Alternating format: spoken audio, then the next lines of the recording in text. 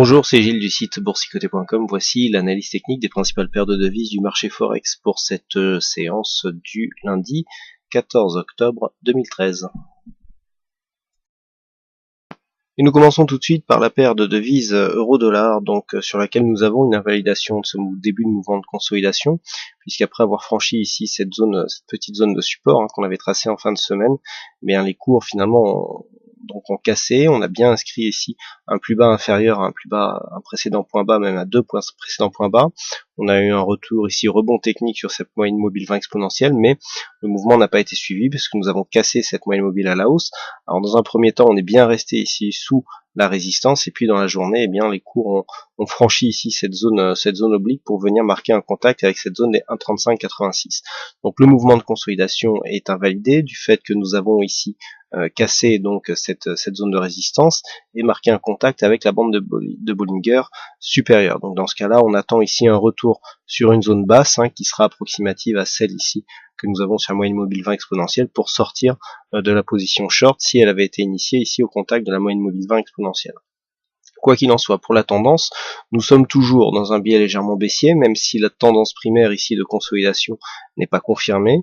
Nous n'avons pas encore cassé ce précédent point haut significatif, celui-ci ne l'était pas encore, le précédent point haut significatif est celui qui se trouve entre les deux points bas significatifs précédents, donc ces deux ici, et donc le point haut entre ces deux points bas, eh bien c'est celui-ci. Donc pour l'instant, on n'a pas encore cassé cette zone des 1,36. 1,36, bon, si on revenait ici dépasser la zone des 1,36,08, eh bien là il y aurait clairement invalidation puisqu'il y aurait cassure de ce point haut, mais là nous avons tout simplement un affaiblissement de cette tendance baissière. Donc on pensait que ça allait bien partir d'une manière assez dynamique du fait de cette cassure et que les cours se trouvaient ici dans un biais haussier avec une forte dynamique. On avait eu ici cassure d'un premier support, cassure d'un deuxième support. Donc ici, bon, rien n'est perdu, on peut toujours partir en consolidation, mais pas sur la dynamique que nous avions tracée avec ici cette résistance oblique. Donc les points à surveiller pour demain sera dans un premier temps ici la zone des 1,36,8, 36,10. Une cassure haussière invaliderait totalement un mouvement de consolidation direct. Par contre ici, tant que l'on reste sous 1,36 et si par exemple on revenait à repasser sous cette zone des 1,35,20, eh bien on pourra avoir un autre système de consolidation qui pourrait se mettre en place, même si la dynamique principale ici était invalidée, mais bon, il y aurait toujours une consolidation possible qui sera confirmée sur une cassure baissière des 1,34,85. Sur le câble, nous étions restés ici sur une phase où les cours, après avoir occupé un trend moyen terme d'une manière assez régulière, eh bien, est en train de tester cette zone de support. Donc voilà, je fais exprès de vraiment élargir cette phase pour bien vous montrer ici la configuration actuelle. On ne peut pas réellement valider ici la cassure de ce support du fait que on est ici sur un support moyen terme, donc l'épaisseur du trait ici prend un peu plus d'importance, et donc là on peut considérer que nous sommes dans l'épaisseur du trait, à savoir que la cassure, même si dans un premier temps elle avait été validée, n'a pas été suivie.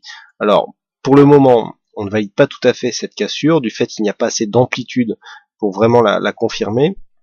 On est venu marquer ici un point de support sur un ancien retracement de Fibonacci qui se trouve être à 1,5923.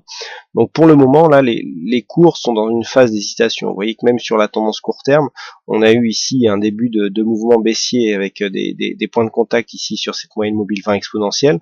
Mais là aussi, le mouvement s'est invalidé puisque nous avons ici même si ici nous étions en résistance, et bien hop, les cours qui remontent ici et qui viennent marquer un contact avec la bolle supérieure. Donc là, la dynamique directe et pour l'instant n'est pas valide.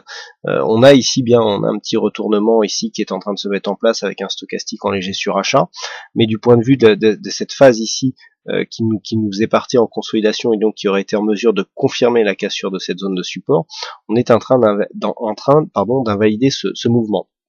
Donc là, il faut considérer que nous sommes toujours dans l'épaisseur du trait. On a plutôt une petite préférence court terme pour un retour à la baisse. Alors baisse qui serait confirmée sur une cassure baissière de cette zone ici des 1,5910. Par contre, tant que l'on reste ici au-dessus de cette zone, il est toujours possible qu'il y ait un retour du mouvement haussier, ce qui irait dans le sens d'une validation ici de la continuité du mouvement moyen terme, puisque nous sommes ici quasiment sur une zone de contact. Donc attention ici, on n'essaye pas d'anticiper les mouvements. On attend vraiment le départ dans un sens ou dans l'autre.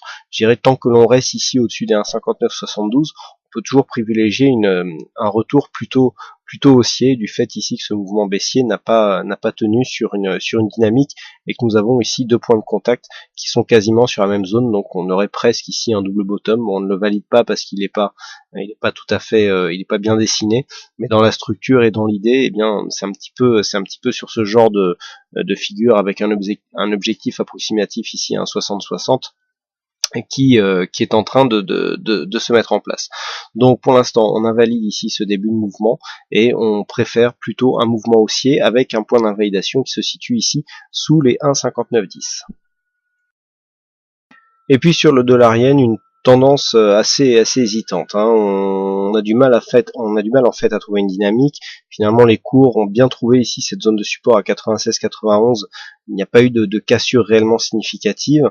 Et même, je dirais même que suite à ce contact, on est remonté ici et on a cassé la résistance baissière qui définissait la tendance. Donc là, il est clair que toutes les résistances et toutes les cassures sont invalidées.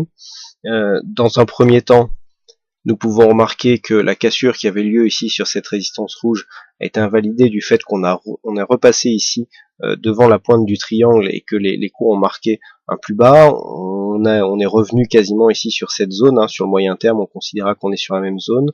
Ensuite, on avait ici la cassure baissière de cette zone de support, qui est une zone de support moyen terme. Et bien là aussi cette zone, cette cassure est invalidée. Voilà, on élargit un petit peu. Vous voyez qu'ici on avait cette zone qui marquait bien le support. Bon là on a vu une cassure, on s'était dit que suivant l'amplitude on pouvait aller ici sur une phase de consolidation. Le fait que l'on repasse au-dessus, que l'on repasse sur un biais plutôt haussier, invalide aussi ce mouvement, même si ici nous sommes sur une phase de consolidation court terme. Mais pour l'instant, du point de vue de la dynamique moyen terme, on serait plutôt en phase d'invalidation par rapport à cette cassure de support. Et puis ici, donc, par rapport à la cassure de cette résistance oblique baissière, eh bien, c'est là qu'on serait dans ce mouvement, même si le dernier contact, hein, la dernière zone de point haut, qui se situe ici sur 98,74, n'a pas non plus été cassé à la hausse. Donc là, on est vraiment dans une tendance très hésitante. Je dirais que le fond de tendance serait en passe de devenir neutre. Hein. C'est un petit peu ce que l'on a ici avec cette succession de points hauts et de points bas qui provoque de moins en moins d'amplitude. Alors la sortie du triangle pourtant était graphiquement correcte, mais là je dirais qu'on a quasiment une invalidation de cette sortie puisque les cours ici s'inscrivent sur le moyen terme dans un biais neutre. Donc on restera dans ce biais neutre tant que les cours resteront ici entre 101 et 96 yens pour $1. Voilà ce que nous pouvons dire donc sur cette analyse technique des principales paires de devises du marché Forex. Il ne me reste plus qu'à vous souhaiter à toutes et à tous une bonne soirée, bonne chance dans tous vos trades et on se donne rendez-vous dès demain pour d'autres analyses techniques en vidéo. Bonsoir à tous.